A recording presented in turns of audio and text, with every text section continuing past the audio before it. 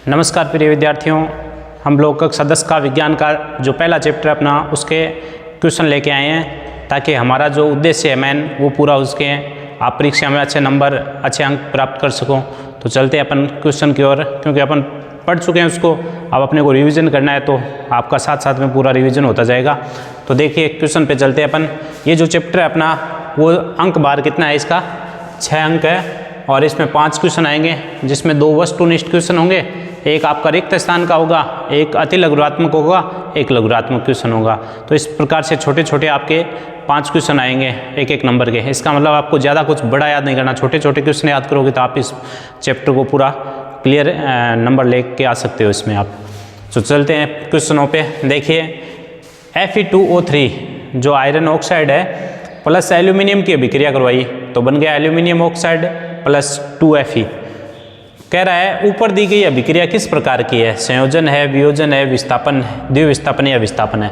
तो अब अपने को ये पता है कि ये अभिक्रिया कौन सी है। तो अपन ने पढ़ा था इस अभिक्रिया में कि कोई कम अभिक्रियाशील धातु है या सक्रियता श्रेणी में जो धातु ऊपर आती है वो अपने से नीचे आने धातुओं को वहाँ से क्या कर देती है, हटा देती है। अपने को ये पता है संयोजन में 2 जुड़ के 1 बनाता है, वियोजन होता है उसमें 1 टूट के 2 या 2 से अधिक बनाता है, द्विविस्थापन में अभिकारक के आयनों का आदान प्रदान होता है। तो बचा क्या आपका विस्थापन। विस्थापन में अपने क्या देखा था कि ऊपर आने वाली धातुएं नीचे आने वाली धातुओं को उसके विलयन से उसको क्या करती थी, हटा देती है। तो यहाँ क्वेश्चन देखते एक तो आपके दिमाग में इसका उत्तर आ गया, साथ में आपके रिविजन हो गया कि विस्थापन क्या था। आपके साथ साथ की जो अभिक्रिया है वो भी याद आ जानी चाहिए। जैसे Cu था, Fe के साथ अभिक्रिया करवाई या Fe प्लस CuSO4 है, Fe प्लस CuSO4 है तो क्या बन गया FeSO4, FeSU को उसके विलयन से क्या कर देगा, प्रतिस्थापित। इस टाइप से आपके दिमाग में वो क्वेश्चन आ जाने चाहिए वापस। तो इसका उत्तर क्या आ जाएगा आपके विस्थापन अभिक्रिया। देन आगे चलते हैं अपन। नीचे दी गई अभिक्रिया के संबंध में कौन सा कथन असत्य है, कौन सा कथन असत्य है। सत्य है असत्य ये ध्यान रखना होता है, या सही है या सही नहीं है इस पर ध्यान देना होता है अपने को। तो ये क्वेश्चन दे रखा है PbO प्लस C बनेगा 2Pb plus CO2 carbon dioxide gas. तो ये कह रहा है आपके कि इसमें शीशा है वो अपचयित हो रहा है। शीशा मतलब लेड क्या हो रहा है, अपचयित हो रहा है। अब अपने को यहाँ पे अपचयन और जो ऑक्सीकरण अभिक्रिया है वो आपकी क्लियर होनी चाहिए। आपने पढ़ा था कि ऑक्सीकरण अभिक्रिया है उसमें ऑक्सीजन है वो क्या होता है, ऑक्सीजन का हटना। ऑक्सीजन का हटना क्या था, अपचयन। ऑक्सीजन का हटना अपचयन और ऑक्सीजन का जुड़ना क्या था, ऑक्सीकरण। इसी प्रकार से हाइड्रोजन का जुड़ना तो क्या था, अपचयन, और हाइड्रोजन का हटना क्या था, ऑक्सीकरण। ऐसी अभिक्रियाएं जिसमें ऑक्सीजन जुड़ती है वो क्या हो गई अपने ऑक्सीकरण। ऑक्सीजन का जुड़ना, हाइड्रोजन का हटना, ऑक्सीकरण हो गया। और अपचयन में क्या था, अपचयन में इसके विपरीत था। अपचयन में क्या था आपका हाइड्रोजन का जुड़ना और ऑक्सीजन का बाहर निकलना। तो इसके आधार पर देखेंगे। सबसे पहले कह रहा है PbO प्लस C बराबर 2Pb प्लस CO2। शीशा अपचयित हो रहा है इस अभिक्रिया में, शीशा अपचयित हो रहा है। शीशा क्या हो रहा है, अपचयित। तो दूसरा है कार्बन डाइऑक्साइड उपचयित हो रहा है। कार्बन डाइऑक्साइड क्या हो रहा है, उपचयित। कार्बन उपचयित हो रहा है, कार्बन क्या हो रहा है, उपचयित हो रहा है। लेड ऑक्साइड अपचयित हो रहा है। तो यहाँ पे देखिए अपन कह सकते हैं कि इसका क्या हो रहा है, Pb से ऑक्सीजन हट रही है, Pb से ऑक्सीजन हट रही है। देखो Pb, ऑक्सीजन का हटना क्या होता है, ऑक्सीजन का हटना क्या होता है, ऑक्सीकरण। ऑक्सीजन का हटना क्या कहलाता है, ऑक्सीकरण। इसका मतलब ये क्या हो रहा है, अपचयित हो रहा है। लेड ऑक्साइड क्या हो रहा है, लेड ऑक्साइड अपचयित हो रहा है। ठीक है, शीशा नहीं है, Pb नहीं है, लेड ऑक्साइड है पूरा। लेड ऑक्साइड क्या हो रहा है, अपचयित हो रहा है। यहाँ दे रखा है शीशा अपचयित हो रहा है, इसका मतलब ये गलत हो गया अपना। लेड ऑक्साइड अपचयित हो रहा है, ये सही हो गया। लेड ऑक्साइड से ऑक्सीजन हट रहा है, इसका मतलब अपचयित हो रहा है। और यहाँ पे कार्बन क्या हो रहा है, कार्बन है उससे ऑक्सीजन मिल रही है तो कार्बन का क्या हो रहा है, उपचयित। कार्बन क्या हो रहा है, उपचयित। तो ये अभिक्रिया। कार्बन डाइऑक्साइड उपचयित नहीं हो रहा, कार्बन क्या हो रहा है, उपचयित। यहाँ लिख रखा है कार्बन डाइऑक्साइड उपचयित हो रहा है, इसका मतलब ये दोनों अपनी बातें क्या हो गई, गलत हो गई ना। कार्बन क्या हो रहा है, कार्बन से ऑक्सीजन जुड़ेगा, इसलिए कार्बन क्या हो रहा है, उपचयित हो रहा है। किस में, CO2 में, न कि CO2 उपचयित हो रहा है। तो समझ गए ना, इसका मतलब ये पहला और दूसरा आपका गलत है। तो इसमें अपन देख लेंगे 1 2 नंबर, 1 3, 1 2 3 और सभी, इसका मतलब 1 2 अपना क्या आ जाएगा, गलत आ जाएगा। ठीक है, अगला क्वेश्चन चलते हैं अपन। देखो अगला क्वेश्चन है अपना Fe plus H2O Fe3O4 plus H2। पिछली एग्जाम में आया हुई है, पिछली जो अपने एग्जाम हुई थी इसमें सिंपल सा क्वेश्चन पूछा है, उपरोक्त अभिक्रिया में संतुलित समीकरण में Fe का गुणांक कितना है। इस Fe का गुणांक कितना है, कितना है इसके गुणांक में, 3 है। सिंपल सा, ये पिछली बार क्वेश्चन पूछा तो इसका आंसर क्या आ जाएगा, 3 नंबर आपका। अगला क्वेश्चन है वातावरण में चांदी के ऊपर काली परत चढ़ना। अब अपन ने पढ़ा था संक्षारण, क्या उत्तर क्या आ जाएगा इसका, अपचयन, संक्षारण, विकृत गंधिता, द्विविस्थापन। तो क्या आ जाएगा इसका उत्तर, संक्षारण, क्योंकि अपन ने पढ़ा था संक्षारण क्या होता है, कोई धातु जब अम्ल, नमी, वायु इनके संपर्क में आती है तो उन पे अलग अलग परत बन जाती है, जिसको हम क्या बोलते हैं, संक्षारण बोलते हैं। संक्षारण, तो चांदी के ऊपर काली परत संक्षारण है, तांबे के ऊपर हरी परत संक्षारण है ना, लोहे के ऊपर भूरी परत क्या है, संक्षारण है। तो जैसे अपन क्वेश्चन पढ़ते हैं तो उसका रिलेटेड जो आपका आपने पढ़ा है वो आपके दिमाग में पूरा आ जाना चाहिए। अगला क्वेश्चन देखो, लोहे चूर्ण पर लोहा है उस पर HCl डालते हैं, इसका मतलब लोहा धातु है, धातु HCl डालने पर क्या होता है, सही विकल्प चुने। तो जैसे अपन ये लोहे पर HCl डालेंगे तो क्या बनेगा, आपको कौन सी गैस निकलेगी, धातु अम्लों के साथ क्रिया करके कौन सी गैस देती है, हाइड्रोजन गैस। तो यहाँ क्लोरीन गैस है, ये कैंसिल हो जाएगा, कोई भी क्रिया नहीं होती, ये गलत है। आयरन, लवण और जल बनता है, गलत। कौन सी गैस बनती है, हाइड्रोजन गैस, इससे ही पता चल जाएगा आपको। और FeCl2 ये आयरन और क्लोराइड बन जाएगा आपका, फेरस क्लोराइड। ठीक है, तो ये आपका उत्तर आ जाएगा। अगला क्वेश्चन देखो, अगला क्वेश्चन अपना प्रकाश संश्लेषण अभिक्रिया में कौन सी गैस प्रयुक्त होती है, कौन सी गैस काम में ली जाती है, कौन सी गैस लेते हैं अपन। आपको पता है कि प्रकाश जो संश्लेषण अभिक्रिया होती है उसमें कार्बन डाइऑक्साइड गैस लेते हैं, प्लस जल मिलता है, सूर्य का प्रकाश, क्लोरोफिल, ये मिलके और ग्लूकोज बना लेते हैं C6H12O6 प्लस आपके हाइड्रोजन, ऑक्सीजन, ये जल ऑक्सीजन ये बन जाता है। तो इसमें कौन सी गैस काम में ली जाती है, CO2। सिंपल से क्वेश्चन है ना, आप पढ़ोगे तो सिंपल क्वेश्चन है। अगला देखो, अगला क्वेश्चन है किसी रासायनिक अभिक्रिया में पदार्थ जिसमें रासायनिक परिवर्तन होता है उन्हें क्या कहा जाता है। ऐसे पदार्थ जिनमें रासायनिक परिवर्तन होता है उनको अपन क्या कहते हैं। शुरुआत में अपन कौन से पदार्थ लेते हैं, आपको बताया हुआ, इधर वाले जो इस साइड में लेते हैं अपन, क्या बोलते हैं उनको, अभिकारक या क्रियाकारक। उत्पाद थोड़ी होते हैं अभिकारक क्रिया, उत्प्रेरक तो अभिक्रिया को कम या ज़्यादा कर देते हैं, उसकी जो क्रियाशीलता उसमें वृद्धि या कमी कर देते हैं, कोई नहीं, इसका मतलब अभिकारक आ जाएगा। सिंपल आपके। अगला क्वेश्चन देखिए, 2Mg + O2 = 2MgO। यहाँ पे क्या हुआ, मैग्नीशियम ने ऑक्सीजन से क्रिया किया, मैग्नीशियम ऑक्साइड बन गया। मैग्नीशियम ऑक्साइड के दहन की अभिक्रिया किस प्रकार की अभिक्रिया का उदाहरण है, ये किस अभिक्रिया का आपका एग्जाम्पल है। मैग्नीशियम का जो दहन है वो कौन सी अभिक्रिया का उदाहरण है। तो क्या होगा बताओ, Mg + O2 2MgO बन रहा है, यानी 2 मिलकर 1 बना रहा है, 2 मिलके और 1 बना रहा है। कौन सी अभिक्रिया, इसमें 2 या 2 से अभिकारक मिलकर एकल उत्पाद बनाते हैं, कौन सी होती है, संयोजन। सिंपल सा एग्जाम्पल, आप एग्जाम्पल ये दे सकते हो। आपने C + O2 पढ़ा है, CO2 ये भी पढ़ा है, तो ये आपके कर दोगे आप।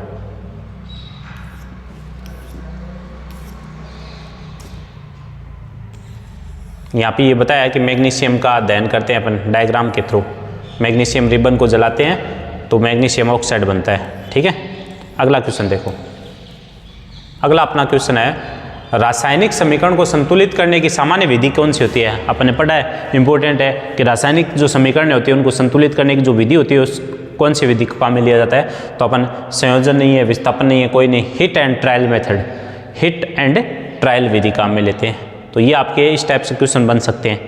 ठीक है, सिंपल क्वेश्चन बनेगा, अगर आपने पढ़ रखा है तो आप उस क्वेश्चन का जवाब आसानी से दे सकते हो। अब इस टाइप से रिक्त स्थान बनेंगे आपके, जैसे लेड नाइट्रेट के उसमें वियोजन से प्राप्त नाइट्रोजन युक्त यौगिक, जब अपन लेड नाइट्रेट PbNO3 को तोड़ते हैं तो क्या बनता है, क्या बनेगा, PbO + NO2 गैस। कौन सी गैस बनेगी, गैस का नाम क्या होगा, nitrogen dioxide, nitrogen dioxide gas. Simple आपने पढ़ा है ये। अगला क्वेश्चन है कोयले का दहन करने पर, कोयले का मतलब कार्बन, कार्बन का दहन करेंगे, ऑक्सीजन के साथ क्रिया कराएंगे C की, तो क्या बनेगा, CO2 कार्बन डाइऑक्साइड गैस। तो आपका उत्तर आ जाएगा कार्बन डाइऑक्साइड गैस। अगला आपका है चूना पत्थर जिसको CaCO3 का उसमें वियोजन करते हैं, CaCO3 को तोड़ते हैं तो किस में टूटेगा, ये वियोजन करते हैं CaO plus CO2, CaO plus CO2 का, यानी calcium oxide plus carbon dioxide. तो ये अच्छा गैस पूछिए, गैस कौन सी हो जाएगी, कार्बन डाइऑक्साइड, और प्लस में क्या बनेगा CaO, जिसको अपन कैल्शियम ऑक्साइड या बिना बुझा हुआ चूना भी बोलते हैं। तांबे के ऊपर हरी परत का चढ़ना क्या कहलाता है, संक्षारण। तांबे के ऊपर हरी परत का चढ़ना, चांदी के ऊपर काली परत का चढ़ना, लोहे के ऊपर भूरी परत का चढ़ना किसका उदाहरण है, सब किसका, संक्षारण का। जो साग सब्जियां वनस्पति द्रव्यों का विघटित होकर कंपोस्ट में बनना कौन सी विक्रिया है, इस टाइप के क्वेश्चन आ सकते हैं। तो अपन ने साफ नोट्स में लिखा अपना कौन सी विक्रिया ये, उष्मा क्षेपीय विक्रिया के, क्योंकि इसमें इनके विघटन के दौरान उष्मा क्या होती है, रिलीज होती है, उष्मा बाहर निकलती है, इसलिए क्या होती है, उष्मा क्षेपीय विक्रिया होती है। ये समीकरण सीधी अपन ने लिखी है FeSO4, इसको जब तोड़ेंगे अपन तो ये Fe आयरन ऑक्साइड बना लेगा, Fe2O3 प्लस कौन सी गैस बनाएगा, यहाँ पे कौन सी गैस बना, SO2 और SO3 gas, sulphur dioxide, sulphur trioxide. ये समीकरण की FeSO4 है, इसको अपन जब भी इसका वियोजन करेंगे तो ये आयरन ऑक्साइड बना देगा, Fe2O3 plus sulphur dioxide SO2 और SO3 गैस बना लेगा। तो ये इसका उत्तर क्या आ जाएगा, SO2 और SO3 गैस। कॉपर चूर्ण को गर्म करने पर कॉपर की सतह पर कौन सी परत चढ़ती है, कॉपर चूर्ण को गर्म करते हैं अपन, तो कॉपर को जैसे ही गर्म करेंगे तो ऑक्सीजन से क्रिया करके वो कॉपर ऑक्साइड बना लेगा, क्या बना लेगा, कॉपर ऑक्साइड। काले रंग की एक परत चढ़ जाती है जिसको बोलते हैं कॉपर ऑक्साइड। ये क्वेश्चन है अपने। आगे देखो, आगे के जो क्वेश्चन है वो क्या है, निम्नलिखित अभिक्रियाओं के लिए संतुलित समीकरण दीजिए। ये नाम दिया है calcium hydroxide carbon dioxide plus calcium carbonate जल। तो अपने को पता है कैल्शियम हाइड्रोक्साइड क्या होता है, COH की उल्टवाइज होती है, और कार्बन डाइऑक्साइड CO2 होता है। कैल्शियम हाइड्रोक्साइड जब कार्बन डाइऑक्साइड के साथ क्रिया करता है तो कैल्शियम कार्बोनेट बन जाएगा प्लस जल बनेगा, कैल्शियम कार्बोनेट प्लस क्या बन जाएगा, जल, CaCO3 प्लस H2 बन जाएगा। COH की उल्टवाइज जब क्रिया करेगी CO2 से तो बन जाएगा CaCO3 प्लस H2। तो इसको अपने संतुलित करना आपने सीख रखा है सबने। तो इस टाइप का क्वेश्चन आपके आ सकता है। आगे क्वेश्चन देखो, अगला दे रखा है आपके zinc plus silver nitrate. Zinc है Zn, सिल्वर नाइट्रेट क्या होता है AgNO3। AgNO3 की जिंक के साथ क्रिया कराएंगे ZnNO3 की उल्टवाइज बन जाएगा प्लस से Ag बन जाएगा, आपका Ag बन जाएगा। समीकरण को क्या कर लो, संतुलित कर लो। तो ये आपने समीकरण संतुलित करना सीख रखा है ना। जिंक है Zn हो जाएगा Ag सिल्वर नाइट्रेट AgNO3 हो जाएगा। जिंक के साथ क्रिया करोगे तो जिंक पे +2 होता है, NO3 पे क्या होता है -2। बताऊंगा, बता देता हूँ मैं। देखो एक ये जिंक है, उसकी सिल्वर नाइट्रेट से क्रिया करवानी है। ये आपका जिंक है, इसकी क्रिया किसके साथ करवानी है, सिल्वर नाइट्रेट। सिल्वर क्या होता है AgNO3, AgNO3। अब आपको ये पता है Ag पे प्लस होता है, इस पे माइनस होता है, तो AgNO3। लेकिन जिंक पे प्लस, जिंक पे क्या होता है 2 प्लस होता है, और NO3 पे क्या होता है, ये आपको ध्यान में आना चाहिए। ये मैंने पहले बताया था, यहाँ से सीखना आपको। तो Zn 2 प्लस NO3, तो ये इसके पैरों में आता है, ये इसके पैरों में आता है। तो Zn का तो क्या आ जाएगा, Zn ही आएगा, और NO3 का क्या बन जाएगा, NO3 की होल ट्वाइस। इसका मतलब अब जिंक नाइट्रेट बनाएंगे तो ये बनेगा। ये तो क्या है, सिल्वर नाइट्रेट है, सिल्वर नाइट्रेट। और ये कौन है, जिंक। ये बना लेगा आपका ZnNO3 की होल ट्वाइस। ये सूत्र बनाने आने चाहिए आपको, आप आराम से बना सकते हो। प्लस क्या आ जाएगा, Ag आ जाएगा। अब इसको संतुलित कर लो, सिंपल सा है। NO3 इधर कितना है, NO3 2 है, इधर NO3 1 है, तो इसको 2 आपको संतुलित करना आता है। अपन आगे लगाएंगे, ऐसे नहीं कि यहाँ पे कोई छेड़खानी, कोष्टक में कोई छेड़खानी नहीं करेंगे। तो ये Ag, ये जिंक 1 है, इधर जिंक 1 है, Ag 2 हो गए, और इधर Ag कितने कर दो, 2 कर दो। तो ये समीकरण क्या हो गई, संतुलित हो गई। तो इस टाइप से आप क्वेश्चन को कर सकते हो आप। ये आपकी क्वेश्चन क्या हो गया, सोल्व हो गया। ठीक है ना, ये आ गया समीकरण को संतुलित करना। अब समीकरण संतुलित करनी है इस टाइप से, CuO plus H2, Cu plus H2O, तो समीकरण ऑटोमेटिकली क्या ये संतुलित है। इधर Cu एक ऑक्सीजन एक जल, ये H2 2, इधर 2। अगला क्वेश्चन देखो, अगला क्वेश्चन कह रहा है कॉपर ऑक्साइड में उपचयन के प्रदर्शन के लिए चित्र बनाना है अपने को। इस टाइप का क्वेश्चन आपसे एग्जाम में पूछ सकता है, इस टाइप का क्वेश्चन आपसे एग्जाम में पूछ सकता है। कॉपर से क्या बना है, कॉपर ऑक्साइड।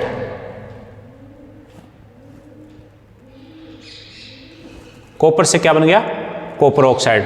तो कॉपर से कॉपर ऑक्साइड बना है तो उसका आपको डायग्राम पूछ सकता है। तो सिंपल सा एग्जांपल है आपके, ये एक जाली ले ली, यहाँ पे ये बर्नर ले लिया और इसमें क्या ले लिया, कॉपर चूर्ण ले लिया। गर्म करेंगे तो कॉपर ऑक्साइड में ये क्या हो जाएगा, कन्वर्ट हो जाएगा।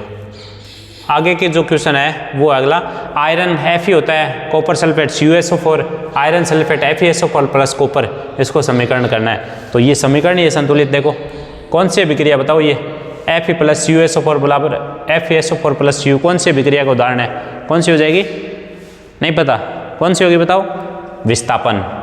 FeCu को यहाँ से भगा देगा, FeSO4 प्लस Cu, ठीक है ना। तो ऐसे भी ध्यान में होना चाहिए, समीकरण संतुलित है। इस प्रकार से ये आपकी है समीकरण है, इनको संतुलित करना है। बेरियम क्लोराइड एल्यूमिनियम सल्फेट है, बेरियम क्लोराइड एल्यूमिनियम सल्फेट है, इसको अपन बोर्ड पे करके देखते हैं। बेरियम क्लोराइड की अभिक्रिया एल्यूमिनियम सल्फेट से करते हैं।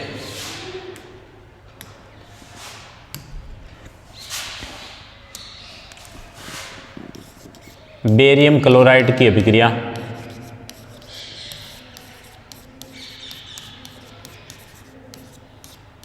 एल्यूमिनियम सल्फेट से, एल्यूमिनियम सल्फेट से करेंगे तो क्या बन जाएगा, बेरियम सल्फेट बन जाएगा। क्या बनेगा, बेरियम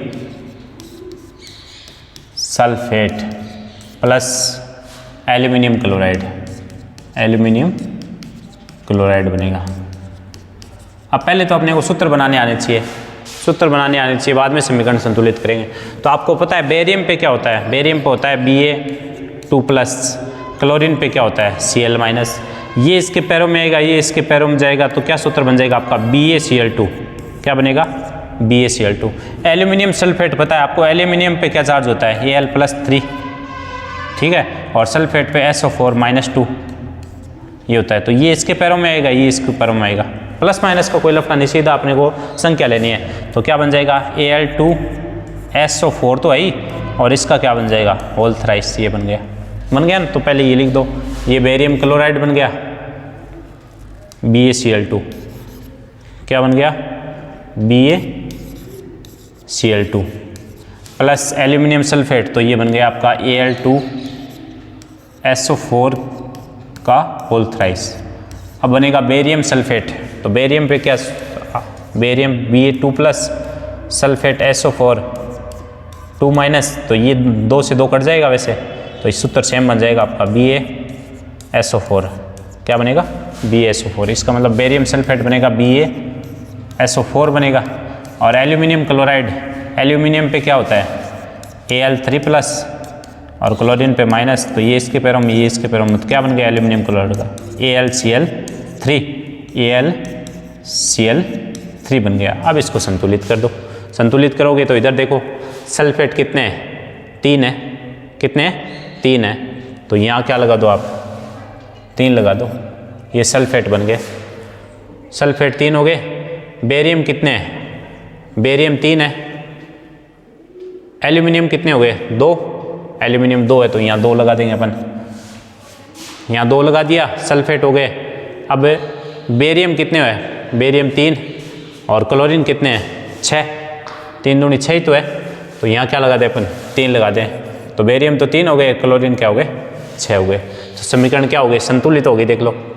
एल्यूमिनियम 2 है, इधर एल्यूमिनियम 2 रहे, सल्फेट 3 है तो ये 3 रहे, बेरियम 3 है तो ये 3 रहे, 3 दूनी 6, क्लोरीन है तो 3, 2 ये 6 क्लोरीन हो गई। समझ आएगा। इस टाइप से आपको ये पहले चैप्टर में मैंने बताया था, अगर ये आयन से याद है, जो आयन याद है, तो आप सूत्र बना सकते हो और सूत्र से आप समीकरण को क्या कर सकते हो, संतुलित कर सकते हो।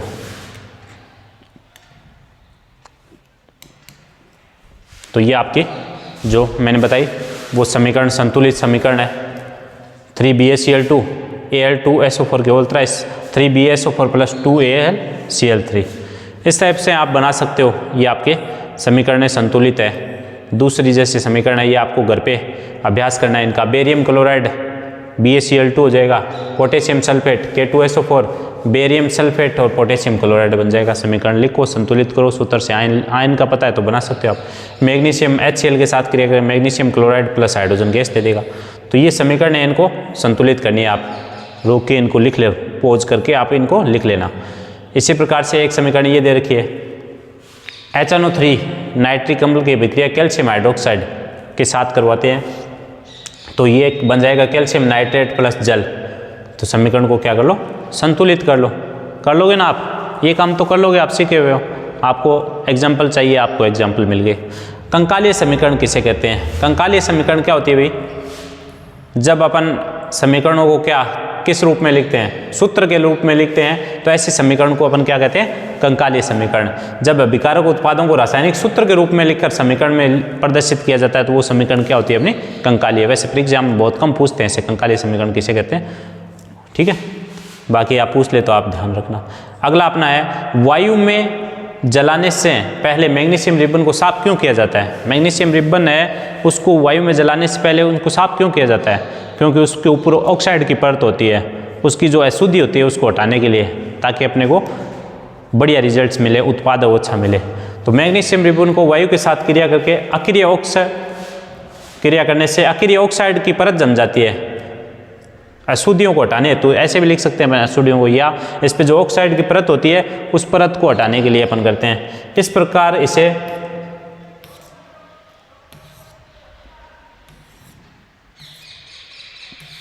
रेगमाल से साफ किया जाता है।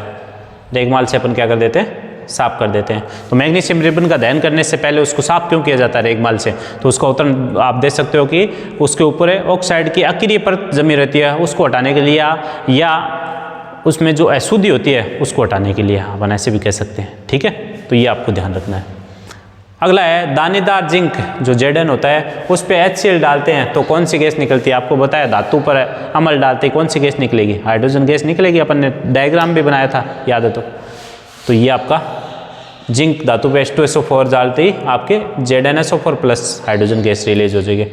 और हाइड्रोजन गैस के पास जलती हुई मोमबत्ती ले जाएंगे तो वो कैसी ध्वनि देगी? पॉपिंग साउंड, फट की आवाज़ देगी। तो ये बताया हाइड्रोजन गैस का डायग्राम बना दिया। आगे देखो, कोयले का दहन किस प्रकार की अभिक्रिया का उदाहरण है? तो कोयले का दहन C+O2 क्या होता है? CO2। C+O2 क्या होता है? CO2। तो कौन से अभिक्रिया का उदाहरण हो जाएगा? संयोजन अभिक्रिया। संयोजन अभिक्रिया।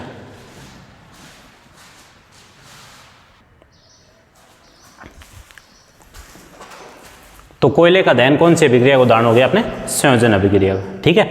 इस टाइप से आपके क्वेश्चन सीधे ये पूछा है 2024 अभिक्रिया में, ये आपके परीक्षा में। ये देखो, ये एग्जाम्पल 15 में आया, 16 में आया, 23 में आ गया। सीधा सिंपल सा संयोजन अभिक्रिया को उदाहरण से ही समझाइए। तो आपको पता है कि संयोजन अभिक्रिया है जिसमें दो या दो से अधिक अभिकारक मिलकर कितना उत्पाद बनाता है? सिंगल प्रोडक्ट बनाता है, एकल उत्पाद बनाता है। उस अभिक्रिया को हम क्या कहते हैं? संयोजन अभिक्रिया। परिभाषा आ गई, उसकी समीकरण दे सकते हो, आपको खूब बता रखी है। कार्बन की अभिक्रिया ऑक्सीजन C+O2 बराबर CO2, आपके Mg+O2 = MgO, ठीक है ना। खूब सारे उत्पाद बता रखे हैं आपके। कैल्शियम ऑक्साइड प्लस CO2 बराबर CaCO3। तो इस टाइप से अपन बता सकते हैं।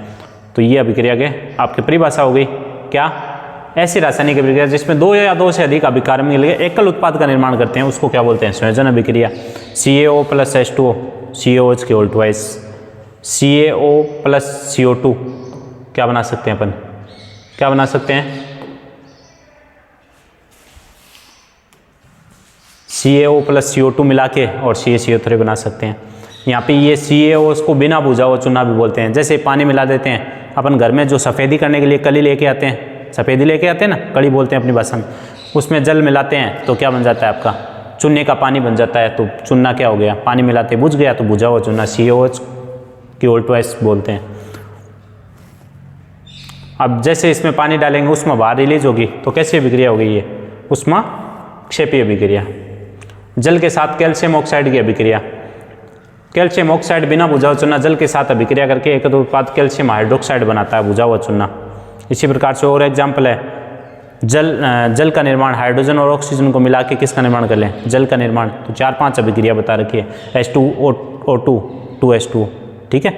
तो ये बन गया आपका, ये एग्जाम्पल है 2022 में पूछा हुआ है, 2022 में पूछा हुआ है। ऊष्माक्षेपी रासायनिक अभिक्रिया किसे कहते हैं, उदाहरण सहित समझाइए। ऊष्माक्षेपी दो है नाम है, एक ऊष्मा शोषी, शोषी का मतलब अवशोषण करती है, वो शोषी का मतलब शोषण करती है। ऐसी अभिक्रिया जो ऊष्मा का अवशोषण करती है क्या होती है, ऊष्मा शोषी अभिक्रिया। और जिसमें ऊष्मा बाहर रिलीज होती है उसको क्या कहते हैं, ऊष्माक्षेपी अभिक्रिया। तो यहाँ ऊष्माक्षेपी पूछिए, इसका मतलब ऐसी अभिक्रिया जिसमें अभिक्रिया के दौरान ऊष्मा क्या होती है, बाहर निकलती है, उसको बोलते हैं अपन ऊष्माक्षेपी अभिक्रिया, ठीक है।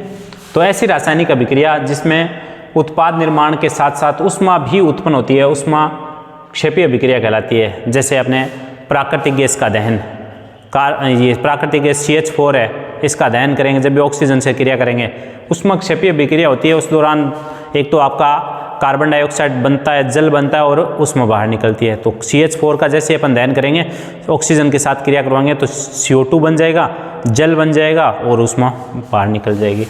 तो ये प्राकृतिक गैस का दहन भी इसका एग्जाम्पल है आपके।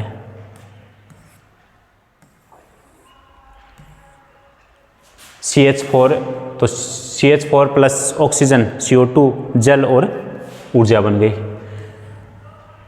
अगला है शोषण भी एक ऊष्माक्षेपी अभिक्रिया है। अच्छा, क्वेश्चन ऊपर है क्या? अच्छा, इसका उसका ही एग्जाम्पल है। शोषण भी एक ऊष्माक्षेपी अभिक्रिया है। क्यों? क्योंकि भोजन, जब भी हम भोजन का पाचन करते हैं तो खाद्य पदार्थ छोटे छोटे टुकड़ों में टूट जाता है, चावल, आलू, ब्रेड आदि को खाते हैं, तो इनके दौरान क्या मिलती है, ऊर्जा मिलती है। जब भी अपने भोजन खाया तो अपने को क्या मिलेगी, ऊर्जा, ATP के रूप में। तो शोषण भी किस प्रकार का है, ऊष्माक्षेपी अभिक्रिया का उदाहरण है। सब्जियां होती है आदि विघटित होके, अगर सब्जियां, फलों, इसके पेड़ पौधों के जो छिलके हैं इनको अपन गड्ढे में डाल दें तो थोड़े दिनों के बाद में क्या हो, उससे ऊर्जा बाहर निकलेगी, ऊष्मा। तो सब्जियों का विघटन होकर भी कंपोस्ट बनना भी ऊष्माक्षेपी अभिक्रिया का उदाहरण है। अगला क्वेश्चन देखो, अगला क्वेश्चन क्या कहता है कि दीवारों पर सफेदी करने में किसके विलयन का उपयोग किया जाता है। तो दीवारों पर सफेदी करने के लिए मैंने अभी बताया आपको, जस्ट क्वेश्चन गया था कि अपन चूना लाते हैं, CaO कैल्शियम ऑक्साइड लेके आते हैं। उस कैल्शियम ऑक्साइड को जैसे अपन पानी में डालते हैं तो कैल्शियम हाइड्रोक्साइड बन जाता है, CaOH की होल ट्वाइस बन जाती है। उस CaOH की होल ट्वाइस को अपन दीवारों पे करते हैं तो वो वायुमंडलीय CO2 से क्रिया करके CaCO3 की परत बना लेता है और H2 वाष्पित होकर उड़ जाता है, तो जिसके कारण दीवारें सफ़ेद दिखाई देती है अपने को। तो CaO जल के साथ क्रिया करी, CaOH का होल ट्वाइस, तो सफ़ेदी करने में कौन सा विलयन, तो ये विलयन हो गया बुझा हुआ चूना, CO कैल्शियम हाइड्रोक्साइड। इस अभिक्रिया में निर्मित बुझे हुए चूने का विलयन का उपयोग दीवारों की सफ़ेदी के में करते हैं। कैल्शियम हाइड्रोक्साइड है, वायु में उपस्थित कार्बन डाइऑक्साइड से क्रिया करेगा और कैल्शियम कार्बोनेट बना लेगा और जल वाष्पित हो जाएगा। इसी के कारण ही जो दीवारें हैं वो चमकती है। CaOH के होल ट्वाइस CO2 से करेगा तो CaCO3 प्लस H2। अगला क्वेश्चन है आपका संगमरमर का रासायनिक सूत्र। संगमरमर आपको पता है कैल्शियम कार्बोनेट को कहा जाता है, इसी को संगमरमर कहा जाता है, इसी को खड़िया पत्थर, इसी को चूना पत्थर। तो इसका सूत्र क्या होता है, CaCO3, ये ध्यान रखना है। अगला क्वेश्चन है वियोजन अभिक्रिया, अपघटन अभिक्रिया या ऊष्मीय, जिसमें तीनों पूछ लिए 2015 और 23 में पूछे, 15 और 23 में पूछे हैं। तो वियोजन अभिक्रिया को ऊष्मीय, प्रकाशीय और विद्युत अपघटन के द्वारा समझाइए। तो इसको पहले तो वियोजन क्या होता है, संयोजन का विपरीत कहा जाता है। ये भी प्रश्न परीक्षा में पूछा हुआ है, जो संयोजन अभिक्रिया के विपरीत कहा जाता है वियोजन को। क्यों? क्योंकि उसमें दो या दो से अधिक अभिकारक मिलकर एकल उत्पाद बनाते हैं। इसमें एकल अभिकारक टूटकर दो या दो से अधिक उत्पाद बनाते हैं, इसलिए उसका विपरीत हो गया कि नहीं। फिर ये तीन प्रकार का ऊष्मीय हो गया, प्रकाशीय हो गया और ये आपके विद्युतीय हो गया, अलग अलग। तो ऐसी रासायनिक अभिक्रिया जिसमें एकल अभिकारक ऊष्मा, प्रकाश या विद्युत द्वारा अपघटित होकर छोटे छोटे उत्पाद का निर्माण करता है या दो से अधिक उत्पाद का निर्माण करता है, तो वियोजन अभिक्रिया। वियोजन अभिक्रिया ऊष्मा के द्वारा भी हो सकती है, प्रकाश के द्वारा भी हो सकती है और ऊर्जा ये विद्युत के द्वारा भी हो सकती है। ऊष्मा होगी तो ऊष्मा अवशोषित करेगी, ऊष्मा लेगी ऊष्मा। इसका उदाहरण जैसे अपन ने पढ़ रखा है फेरस सल्फेट, पीछे अपने आया था FeSO4, तो ये ferrous oxide plus SO2 SO3 में बदल जाता है। फेरिक ऑक्साइड प्लस SO2 और SO3 में बदल जाता है, ये कन्वर्ट हो जाता है। कैल्शियम कार्बोनेट है, इसमें उष्मा देंगे तो CaO CO2 में टूट जाएगा। इसका निर्माण अपन सीमेंट में करते हैं।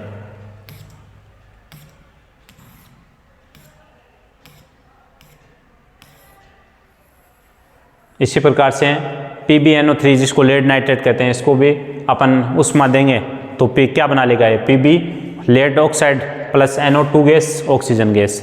ये भी प्रश्न पूछा था। लेड नाइट्रेट PbNO3 है, इसको जब अपन तोड़ेंगे तो PbO plus NO2 plus oxygen gas. समीकरण को संतुलित करना है। समीकरण को संतुलित कैसे करोगे आप, कैसे करोगे? लेड नाइट्रेट है, उसको अगर उसमें वियोजन करते हैं अपन, लेड नाइट्रेट का क्या करेंगे, उसमें वियोजन करेंगे तो देखो PbNO3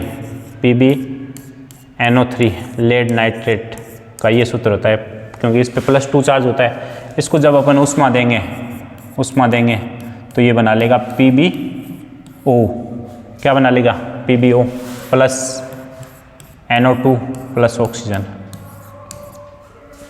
ठीक है। ये बना लेगा लेड ऑक्साइड बना लेगा, क्योंकि Pb पे +2 इस पे -2 तो PbO लेड ऑक्साइड बना लेगा।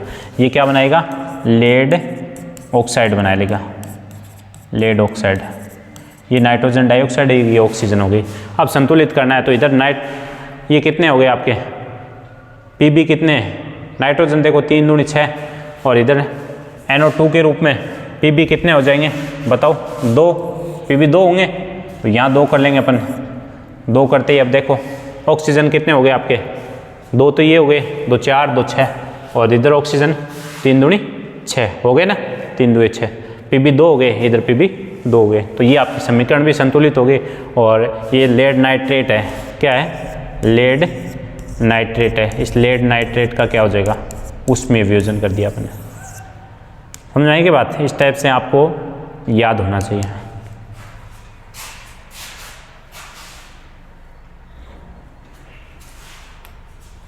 तो PbNO3 की होल ट्वाइस और Pb, अच्छा पिछले एक मिनट देखना उसमें,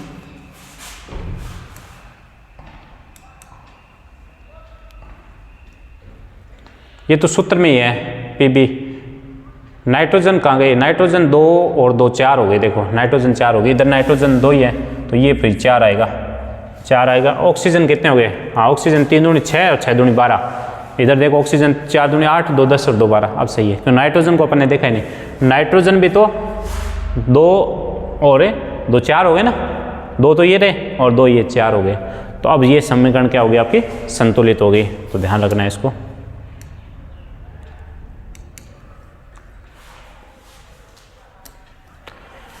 ये आपका उसमें वियोजन हो गया।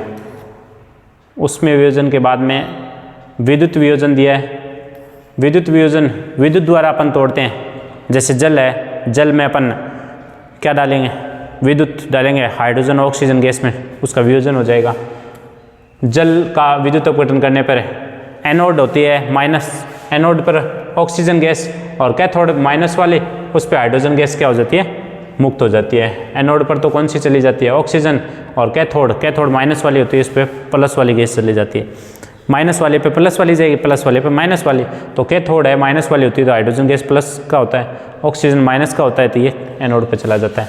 ये डायग्राम पूछ सकते हैं आपसे, ये क्वेश्चन पूछ सकते हैं आपसे, इंपॉर्टेंट है और पूछा हुआ भी है, देखो 2014 में पूछा हुआ है। तो जल का विद्युत अपघटन करवाने पर कौन सी गैस बनती है अपने, हाइड्रोजन और ऑक्सीजन। कैथोड पे कौन सी बनेगी, हाइड्रोजन गैस, क्योंकि कैथोड माइनस का होता है, हाइड्रोजन गैस प्लस की होती है तो वो इस पे जाती है। ऑक्सीजन है वो माइनस की होती है तो वो एनोड पे जाएगी। और ये इसका डायग्राम भी आपको आना चाहिए, ये डायग्राम भी आना चाहिए अपने को। जल का विद्युत अपघटन का चित्र बनाइए। तो अपने एक प्लास्टिक का मग लिया, उसमें पानी भर रखा आपने जल, और 2 ये परख नली ले ली, 2 क्या ले ली हमने, परख नली ले ली, 2 अपने परख नली ले ली यहाँ पे। तो परख नली में देखो यहाँ पे ये बुलबुले गैसों के हैं, इसमें अपन ने 2 कार्बन की ये ग्रेफाइट की छड़ लगा के इनको जोड़ दिया, एक को एनोड से एक को कैथोड से।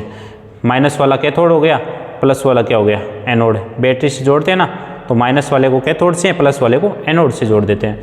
अब जैसे ही इसको अपन स्विच को चालू करेंगे, कुंजी को चालू करेंगे, कुंजी को चालू करते ही यहाँ पे जल का अपघटन होगा, तो ये जो एनोड है, इस पे यहाँ कौन सी गैस बन जाएगी, एनोड पे कौन सी गैस गई, एनोड कौन सा होता है, प्लस का या माइनस का, प्लस का होता है, तो कौन सी गैस जाएगी, ऑक्सीजन। और कैथोड माइनस का हो रहा है तो यहाँ पे कौन सी गैस उत्पन्न हो जाएगी, हाइड्रोजन गैस। तो ये आपको ध्यान रखना है।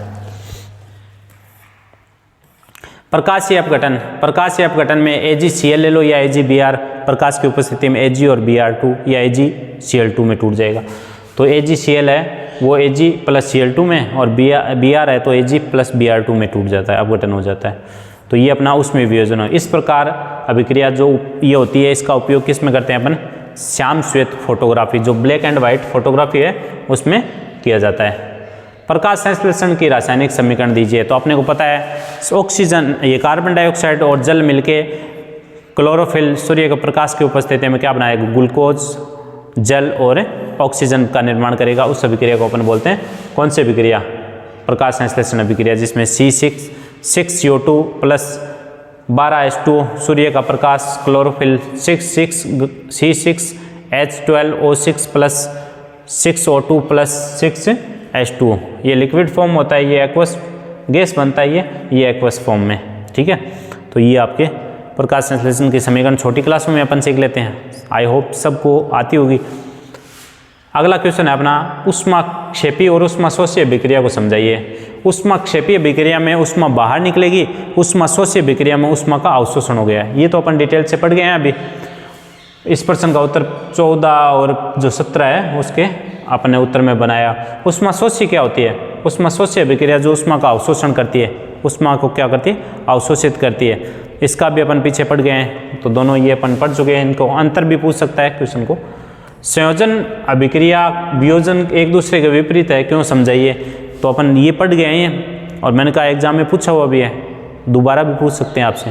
तो संयोजन अभिक्रिया में दो मिलके एकल उत्पाद बनाते हैं और इसमें एकल अभिकारक टूट के दो या दो से अधिक उत्पाद बनाते हैं। समीकरण अपने को याद ही है। तो ये अपने क्वेश्चन हो गया 18वां।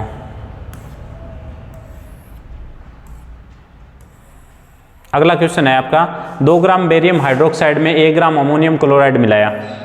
2 ग्राम बेरियम हाइड्रोक्साइड में 1 ग्राम क्या मिलाया, ammonium chloride. Barium hydroxide BaOH के उल्टा और अमोनियम क्लोराइड होता है NH4Cl। तो रासायनिक अभिक्रिया की समीकरण लिखिए। तो BaOH के उल्टा NH4Cl, तो BaCl2 प्लस NH4OH। ऊष्माक्षेपी या ऊष्माशोषी में कौन सी अभिक्रिया होगी, तो यहाँ पे ऊष्मा को ये अब्जॉर्ब करेगा, ऊष्मा को ग्रहण करेगा, तो इसलिए कौन सी अभिक्रिया हो जाएगी, ऊष्माशोषी अभिक्रिया हो जाएगी। ध्यान रखना है। विस्थापन अभिक्रिया, विस्थापन अभिक्रिया किसे कहते हैं, ऐसी रासायनिक अभिक्रिया जिसमें अधिक क्रियाशील तत्व है वो कम क्रियाशील तत्वों को उसके यौगिक से क्या कर देता है, विस्थापित कर देता है। उस अभिक्रिया को क्या कहते हैं अपन, विस्थापन अभिक्रिया। जैसे लोहा है, कॉपर सल्फेट के विलयन से कॉपर को क्या कर देता है, विस्थापित कर देता है। Fe प्लस CuSO4 बराबर बन जाता है FeSO4 प्लस Cu। तो ये आपका ऐसी रासायनिक अभिक्रिया जिसमें अधिक सक्रिय या क्रियाशील तत्व है, कम सक्रिय या कम क्रियाशील तत्वों को उसके विलयन से विस्थापित कर देता है, विस्थापन अभिक्रिया। जैसे कॉपर सल्फेट के विलयन में लोहे की कील डालने पर लोहे की कील का रंग भूरा हो जाता है, लोहे की कील का रंग क्या हो जाता है, भूरा हो जाता है, और कॉपर सल्फेट का रंग नीला रंग है वो मलिन पड़ जाता है। तो कौन सी अभिक्रिया, ये कौन सी होगी आपके, विस्थापन अभिक्रिया का एग्जाम्पल होगा। ठीक है, जैसे अपन ने लोहे की कील डाली, कॉपर सल्फेट का रंग कैसा हो गया, मलिन हो जाएगा रंग, कॉपर सल्फेट का मलिन रंग हो जाएगा। तो ये इसके कारण से विस्थापन अभिक्रिया के कारण हुआ है। किसके कारण हुआ है, विस्थापन अभिक्रिया के कारण हुआ है। ठीक है, ये समीकरण के द्वारा बताया कि कॉपर सल्फेट के विलयन में डूबे लोहे की कीलों की अभिक्रिया Fe प्लस CuSO4 बना जाता है FeSO4 प्लस U। लोहे की कील वो भूरे रंग की हो जाती है, ये रंग मलिन हो जाता है। और एग्जाम्पल भी दे सकते हैं अपन, जिंक की अभिक्रिया कॉपर से, क्योंकि जो ऊपर आने वाली धातुएं हैं वो क्रियाशील ज़्यादा होती है, नीचे आने वाली धातुएं कम क्रियाशील होती है, तो उनको हटा देती है। तो जिंक है, कॉपर को हटा देगा, ZnSO4 प्लस U बन जाएगा आपका। ये 2014 में पूछा है। इसी प्रकार से Pb है, वो भी सक्रियता श्रेणी में ऊपर आता है, कॉपर को हटा देगा तो PbCl2 बन जाएगा, कॉपर निकल जाएगा बाहर। ये आपके द्विविस्थापन अभिक्रिया क्या होती है, ऐसी रासायनिक अभिक्रियाएं जिसमें अभिकारकों के आयनों का आदान प्रदान होता है। अभिकारक के जो आयन होते हैं वो आदान प्रदान होते हैं, वो द्विविस्थापन अभिक्रिया होती है। अभिकारकों के आयनों का आदान प्रदान होता है द्विविस्थापन। 2014 में ये पूछा है।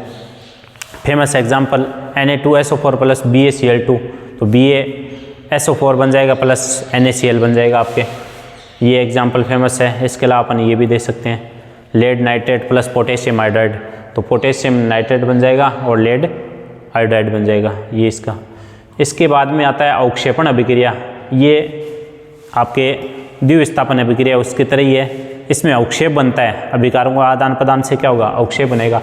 तो ऐसी रासायनिक द्विविस्थापन अभिक्रिया जिसमें अवक्षेप का निर्माण होता है, जल में जो अविलय होता है उसको बोलते हैं अवक्षेपण अभिक्रिया। जैसे यही अभिक्रिया है Na2SO4 plus BaCl2 BaSO4 plus 2NaCl, तो यहाँ BaSO4 का श्वेत अवक्षेप बन जाता है जो पेंदे में जमा हो जाता है, जल में घुलता नहीं है, तो ये अवक्षेपण अभिक्रिया का उदाहरण है आपके। और भी दे सकते हैं इसका, एल्यूमिनियम सल्फेट बेरियम क्लोराइड, तो एल्यूमिनियम क्लोराइड प्लस BaSO4। ये आपके क्वेश्चन बढ़िया क्वेश्चन है। कॉपर का कॉपर ऑक्साइड में उपचयन की समीकरण दी, तो कॉपर Cu होता है, ऑक्सीजन से क्रिया करते हैं O2, तो ये बन जाएगा CuO, समीकरण संतुलित कर लेते हैं तो 2CuO बन जाता है।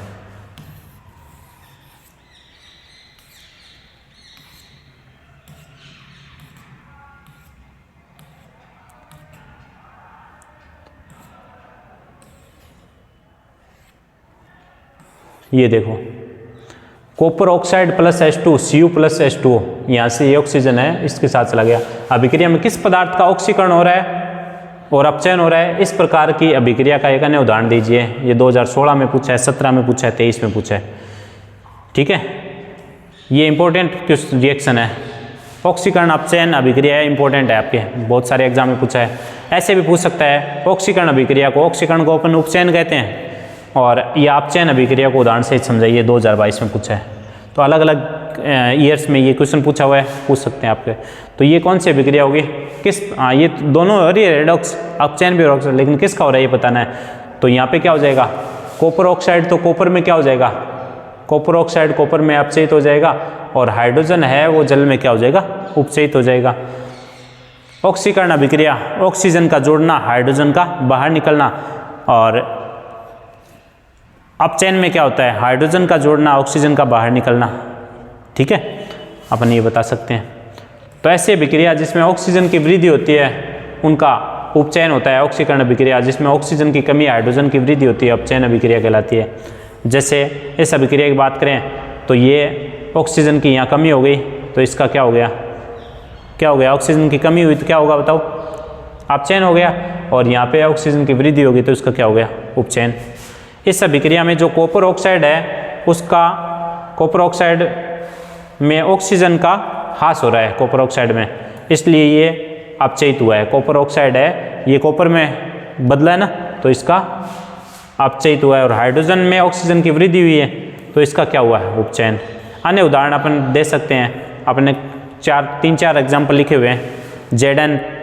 ZnO प्लस C, तो ये बन जाएगा Zn प्लस CO। तो यहाँ पे Zn से ये ऑक्सीजन कम हो रही है तो क्या हो गया, अपचयन, और कार्बन में ऑक्सीजन मिल रही है तो क्या हो गया, उपचयन। एक एग्जाम्पल दे सकते हैं, कार्बन उपचयित होके और CO बना रहा है, ZnO अपचयित होके जिंक बनाता है। ठीक है, यहाँ जिंक अपचयित नहीं होता है, जिंक ऑक्साइड अपचयित होता है, ध्यान रखना, ये पूछ लेते हैं।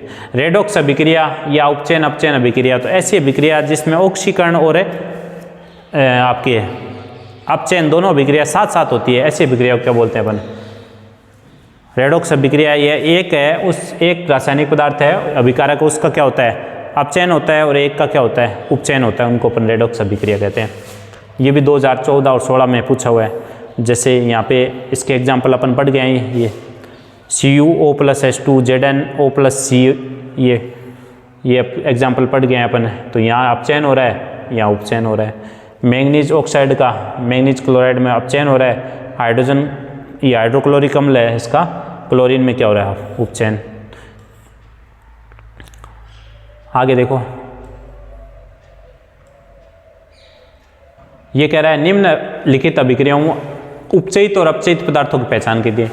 कौन, किसका तो उपचयन हो रहा है, किसका अपचयन हो रहा है, 2023 में ये पूछा हुआ है। तो सोडियम है, ऑक्सीजन के साथ क्रिया करके और Na2O सोडियम ऑक्साइड बना लेता है, और इधर CuO है, ये तो पढ़ के आ चुके अपन। कॉपर ऑक्साइड है, वो कॉपर के साथ क्रिया, कॉपर ऑक्साइड है, किसका उपचयन और किसका, कौन अपचयित तो कौन उपचयित हो रहा है। तो कॉपर ऑक्साइड है, कॉपर में क्या हो रहा है, अपचयित हो रहा है, हाइड्रोजन है H2 में क्या हो रहा है, उपचयित, और यहाँ पे सोडियम है, सोडियम ऑक्साइड में क्या हो रहा है, ऑक्सीजन मिल रही है तो उपचयित हो रहा है कि नहीं। तो ये आपके एग्जाम्पल है।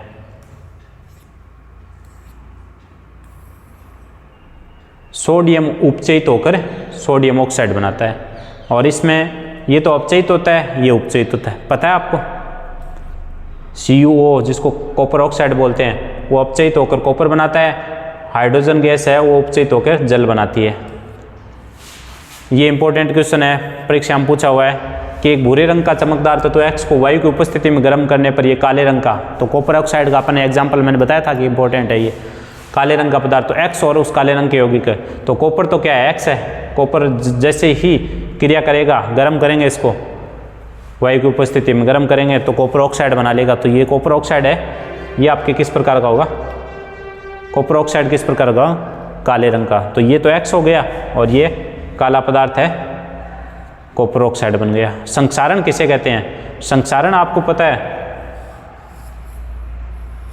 संक्षारण आपको पता है सबको। संक्षारण होता है जब किसी धातु के ऊपर अपन अम्ल, नमी या वायु के संपर्क में आता है तो उस पर क्या हो जाती है, ऑक्साइड की एक परत बन जाती है, जिसके को बोलते हैं हम संक्षारण बोलते हैं।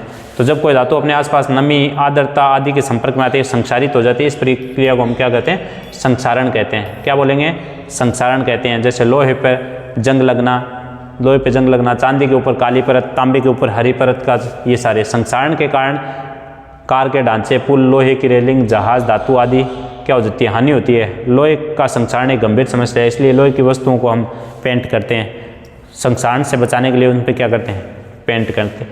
विकृत गंधिता 2017 में पूछा हुआ क्वेश्चन, विकृत गंधिता। तो वसा या तेलयुक्त जो खाद्य सामग्री है लंबे समय तक रखी जाती है तो वो उपचयित हो जाती है, क्या हो जाती है, ऑक्सीकरण हो जाता है उनका, ठीक है, उपचयित होकर उसमें गंध आने लग जाती है, उनका स्वाद और गंध बदल जाते हैं। तेलीय पदार्थ और वसायुक्त सामग्रियों में उपचयन रोकने के लिए उसमें एंटीऑक्सीकारक मिलाए जाते हैं, ठीक है। उनका खाद्य पदार्थों को क्या नहीं हो, ऑक्सीकरण नहीं हो, एंटीऑक्सीकारक। वायुरोधी बर्तनों में खाद्य पदार्थ रखने से उपचयन की गति धीमी होती है। इसी प्रकार चिप्स की थैलियों में कौन सी गैस, ये भी पूछते हैं, तो नाइट्रोजन गैस, N2 गैस, आखिर ये गैस डालते हैं ताकि उनका क्या नहीं हो, ऑक्सीकरण नहीं हो। ये समीकरण है, ये आपको संतुलित करनी है, ये आपका घर का होमवर्क है। समीकरण है, इनको NH3CuO, ये आपके समीकरण संतुलित की हुई है, लेकिन आपको देखना नहीं उत्तर, आपको की हुई नहीं है, आगे उत्तर तो अलग है इसका, लेकिन आपको जैसे कॉपर 3 है, इधर 3 है, नाइट्रोजन 2 है, इधर नाइट्रोजन 2 है, इधर हाइड्रोजन कितने हो गए, 6, ऑक्सीजन 3 है। समीकरण ये संतुलित है, लेकिन आपको क्या करना है, इनको, ये 2022 में पूछा हुआ एग्जाम्पल है, आप इस टाइप से इनको क्या करो, संतुलित देखना है आपको, ठीक है। तो प्यारे बच्चों, इस प्रकार से अपना जो पहला चैप्टर है उसके मेन क्वेश्चन अपन यूँ बोले कि उनकी बेसिक जो नॉलेज अपने को पूरी आनी चाहिए, जिससे अपन कोई भी क्वेश्चन है उसको सॉल्व कर सकते हैं, ठीक है।